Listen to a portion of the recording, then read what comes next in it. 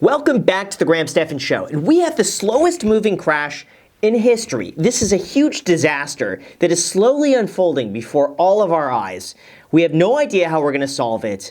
We don't even know if it's going to get solved, and that's the issue of Social Security. This is something that is running out of money. A lot of people rely on it for their retirement. A lot of people are paying into it, and they're expecting money back. But the fact of the matter is, there is not enough money. It's quickly being depleted. And within about 10 to 15 years or so, it's going to be a massive issue. So with that said, I want to comment on this video. It's titled, "Is the US Running Out of Social Security?" by Vox. This video is absolutely blown up because it struck such a chord for so many people who are very deeply concerned about this, and rightfully so. So I want to comment on this as soon as you hit the like button and subscribe. That's it. As a thank you for doing that. Here's a picture of a puppy. So thanks so much, and now let's begin. Social Security's in trouble. The program is quickly running out of cash. As a millennial, this has been my introduction to Social Security. It's like the government pulls some money from my paycheck and then it goes into some imaginary fund that maybe I'll never see again. So what is Social Security? And is it actually doomed? Yes, it's basically a Ponzi, okay? So the way it's set up, I'm going to explain it like everyone is dumb.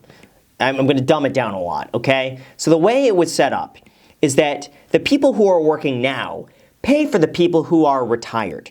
So basically, when you retire, you're hoping that your grandkids are making enough money paying into the Social Security system to pay for you.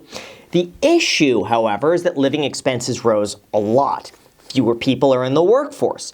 Baby boomers are such a large population, and they need a lot of money in retirement. So, even though everyone's paying into it, really, the people who are paying it are the people who are currently working. And with wages not keeping up with inflation, with a lot of people retiring at the exact same time, more money is going out than coming in. So what could you do about that? Well, you could raise taxes, but people don't want to raise taxes. You could give out less Social Security, but you know what? People rely on that. They paid into it. They want the amount that they're entitled to. Or you delay retirement age. So instead of retiring at 67, you retire at 70, which, later in the video, I'll tell you why that's actually a good reason. I know, delaying retirement, it's crazy, but it actually makes the most amount of sense. And I think you'll agree with me at the end of the video, but we'll continue. Well over 90% of American workers just pay 6.2% of their wages out of every paycheck into Social Security, and then their employers pay another 6.2%. There is a cap on this tax, though. As in, if you make more than a certain amount of money, the government's only going to tax a portion of it for Social Security. Yeah, and the reason why is because Social Security caps out. Like, your benefit caps out once you make over like $150,000 a year. So let's just say, as an example of this, you make $1 million a year. The reason you wouldn't pay Social Security tax on the income above $150,000 is because if you did, there's no benefit for that. So that's basically just wealth distribution at that point, that you're paying into something that you'll never see, and that you're giving up money so someone else could have some of it. So that's the reason why.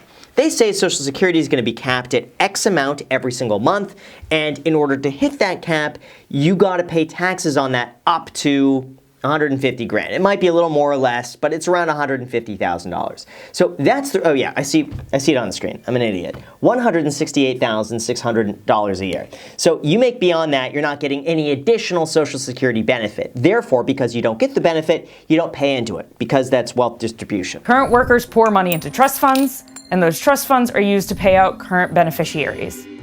As long as people are working, this tax is being paid, and there will always be money in those funds. Yeah, the other issue with Social Security that is just like, I wish it were a system you could just opt out of, and just say, hey, I'm not going to contribute to Social Security, but I don't want a penny from it. I'm going to manage my own money. I don't want a cent from this. Just let me keep the money myself and invest it how I deem fit. Because the reality is, what you contribute to Social Security and what you end up getting back, unless you live to like 110, 115, like you're losing money. Like, you would be better off just investing that 6.2% in an S&P 500 index fund or a broad market and just letting it grow. In a lot of cases, that would yield a higher return than investing in Social Security, at least based on the past performance of the stock market. And if you actually want to get started in doing this, by the way, I partnered with acorns.com/Graham, and for the month of April only, they're going to give you $20 as a bonus when you sign up, there's some other little fine print in there, but like assuming you sign up and you join, you can get $20. Now, this is an affiliate link, which means I get a commission if you sign up, but I was able to work with them and reduce my commission so that you could get more money. And so that just means for the month of April, again, it's $20, which is really high compared to a lot of the other investment apps. And what Acorns allows you to do is round up your everyday purchases, and they invest it on your behalf, or you could also set it up to automatically contribute a certain amount, and they'll show you within the app how much your investments could be worth based on past performance or a set return over time. It's really remarkable. So for anything retirement related, or you just want to get started investing and you want 20 bucks for like 10 minutes worth of work, which is really good, the link is down below, or go to acorns.com/Graham to get started. Like I mentioned, it is an affiliate link, but I was able to work with them to get less so you get more. So thank you so much. And also remember, it's just for the month of April, so I wouldn't put it off. Enjoy, and we'll get back to the video. What won't happen is a total draining of Social Security. There will always be benefits in some form. It may look different from the Social Security benefits that are paid now, but there's really no question of whether Social Security benefits will be paid far into the future. Yeah, and the issue is that it's got to be reduced by, I think it's like 20%, 25% in order for it to sustain itself. The other thing that's interesting is that the millennial generation, born in like the year 1990 to like 1992, is technically now the largest generation ever. We outsurpass the boomers. So there are a lot of working people out there, but they're not making as much money as they need to be able to pay the Social Security to pay everyone else. And then there's also the issue, what are we going to do? Because Gen Z, as far as I'm concerned, is smaller than the millennials. So there's not as many people out there as millennials are. I make more in a salary than Jeff Bezos does, for example. And so he pays less in Social Security than I do. Thanks, Jeff. At least one bill is fighting to add a Social Security tax to high investment income, which is where a lot of rich people make and keep their money. Yeah, there's no way. There's no way that's going to happen. Because here's the thing. You already paid Social Security taxes on that income, right? So let's just say you make 200 grand a year, 150 grand a year, okay? You paid Social Security on that. Then you go and invest it. That investment has already been taxed, but then you pay another tax on top of it, long-term capital gains, which is at a lower rate.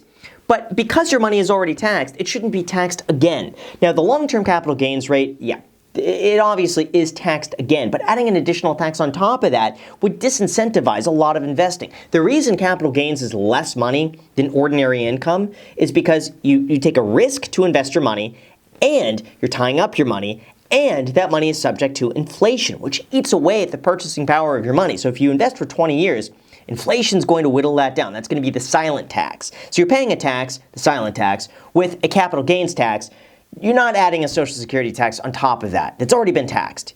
The money's already been taxed, so you can't be taxed on.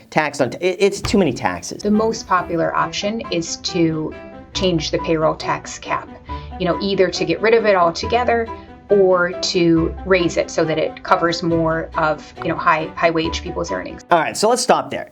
It's easy for everybody just to say, yeah, let's tax the rich people. The rich people make too much money. We want to tax the people above us. But I guarantee it'll eventually make its way down. If you just say, oh, those people get taxed, but not me, they're going to find a way to increase it for everybody. The other issue is now you're paying a tax into something that you don't receive an equal benefit of.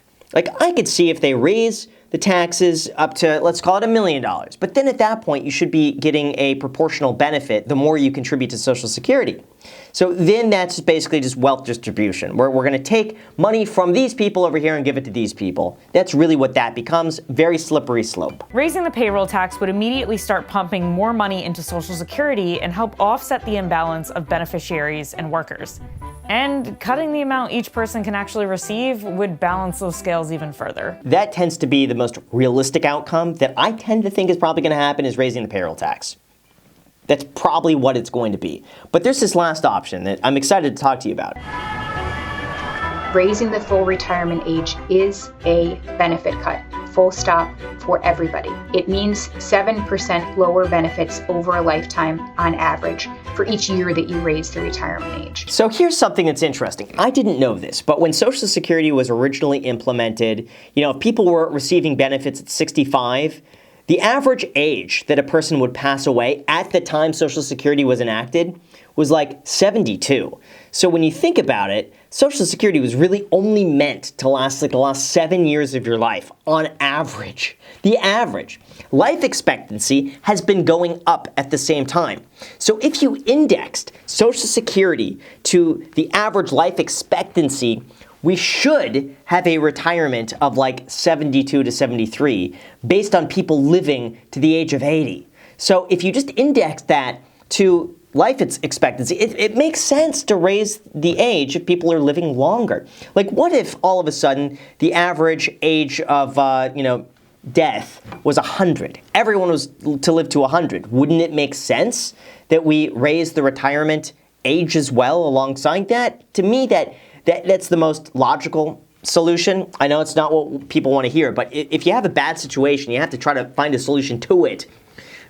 That's one of them when you consider that when it was originally started, I mean, people weren't living past 70. So there you go. One of the beauties of the Social Security program is it's sort of like we're all in this together. You know, we're all funding these benefits. We're all benefiting from them. And it's kind of a compact between generations to take care of each other when we face retirement, death, or disability. Yeah, so let me know what you guys think down below in the comments. It's a slippery slope, but at least I'm hoping that your $20 at acorns.com/Graham could be put towards a good purpose. So with that said, thank you so much. Let me know what you guys think. Hit the like button, subscribe, and until next time.